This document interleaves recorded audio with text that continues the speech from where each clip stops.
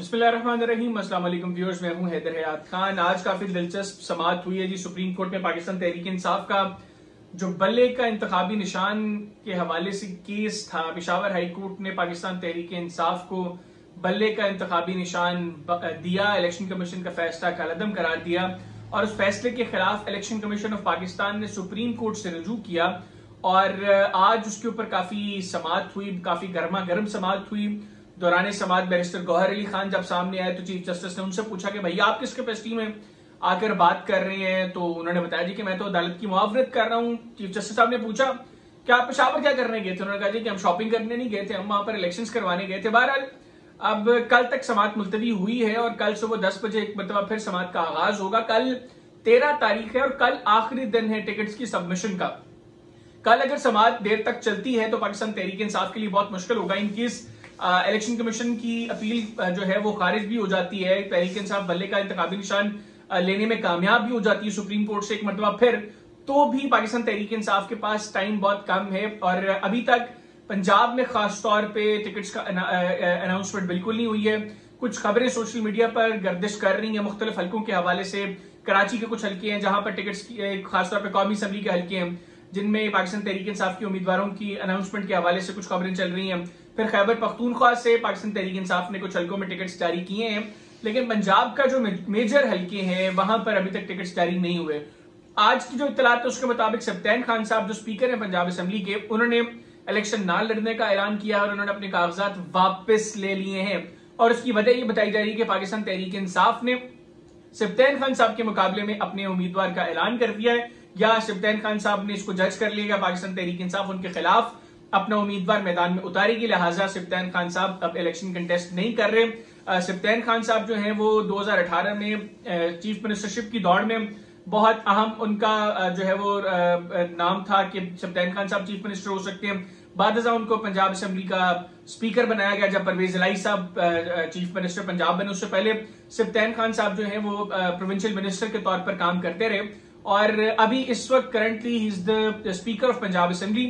और उन्होंने चंद रोज कबल एक प्रेस कॉन्फ्रेंस की थी जिसमें उन्होंने कहा था कि वो तहरीक इंसाफ के टिकट पर इलेक्शन कंटेस्ट नहीं करेंगे बल्कि आजाद हैसियत में इलेक्शंस कंटेस्ट करेंगे। तो आज खबरें ये है कि सब्तैन खान साहब के हल्के में पाकिस्तान तहरीक इंसाफ अपना उम्मीदवार ला रही है, लिहाजा सब्तैन खान साहब ने अपने कागजात वापस ले लिए। इसी तरह लाहौर से साबिक वफाकी वजीर तालीम Shafqat Mahmood sahab, who is also the former prime minister former president of Pakistan Tehreek Insaf Punjab, उन्होंने भी अपनी कागजात नामजदगी वापस ले ली हैं। रीजन ये कि उनको भी इस चीज का एहसास हो गया शायद कि पाकिस्तान तहरीक इंसाफ उनके हल्के से एक और उम्मीदवार को लॉन्च करने जा रही है, लिहाजा शफकत महमूद साहब ने भी इलेक्शंस ना लड़ने का ऐलान किया है और अपनी कागजात वापस ले ली हैं।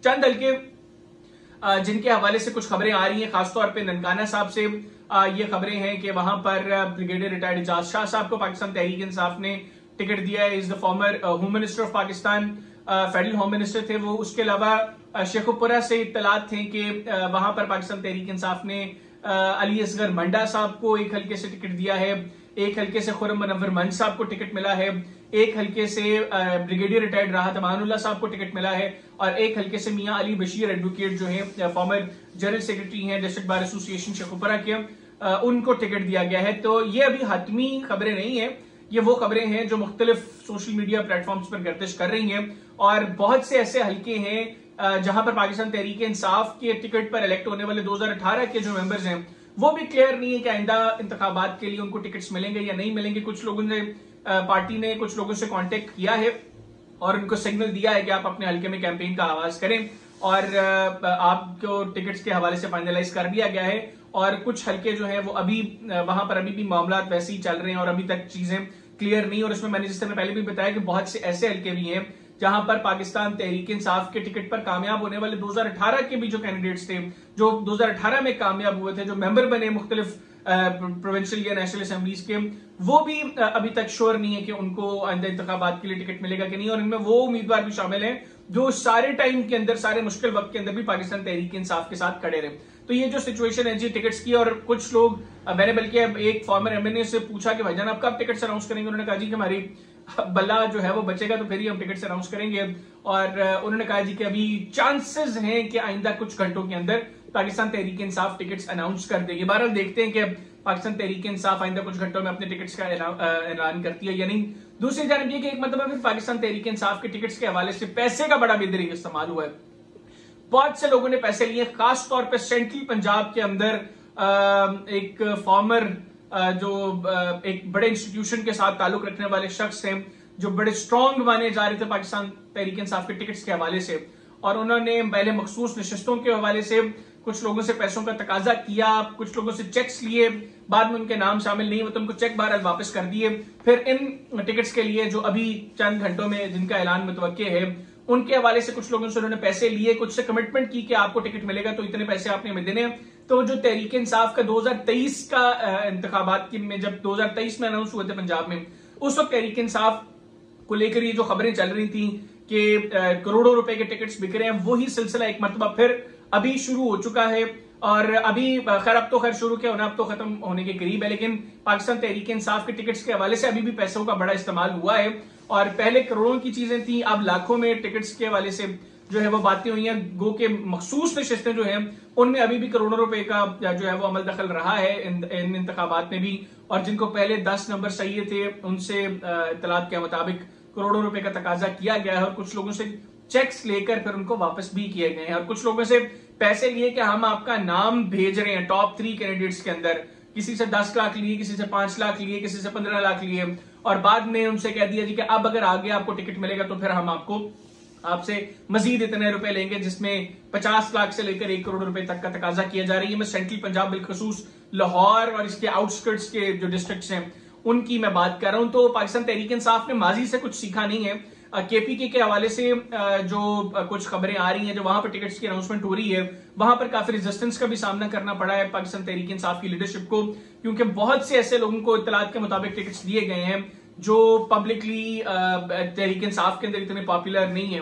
तो अब देखते हैं कि आइंदा कुछ घंटे के अंदर चीजें किस तरफ जाती हैं। पाकिस्तान तहरीक इंसाफ अपने कैंडिडेट्स की अनाउंसमेंट करती है या नहीं करती। कल पाकिस्तान तहरीक इंसाफ को बल्ले का इंतखाबी निशान जो फैसला पेशावर हाईकोर्ट का है वो फैसला बरकरार रहता है, इलेक्शन कमीशन की अपील मुस्तरद होती है, या पाकिस्तान तहरीक इंसाफ के उम्मीदवारों को किसी और पॉलिटिकल पार्टी का टिकट मिलेगा, या वो आजाद हैसियत में इलेक्शन कंटेस्ट करेंगे।